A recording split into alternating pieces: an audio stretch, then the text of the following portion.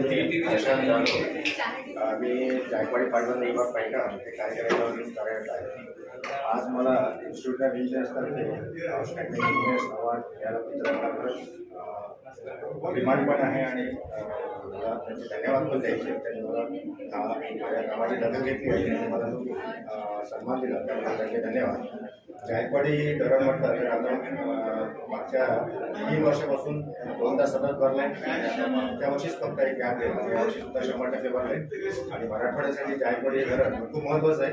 पिण्याच्या पाण्यासाठी असेल, इंडस्ट्रीयलसाठी असेल आणि इरिगेशन, पर्टिक्युलर इरिगेशनसाठी तर आम्ही माझी टीम म्हणून आम्ही पूर्ण प्रयत्न करत असतो। हे सगळं सुरळीत पूर नियंत्रण असो, आपलं इरिगेशन मॅनेजमेंट असो, हे सगळं सुरळीत आम्ही पार पाडतो।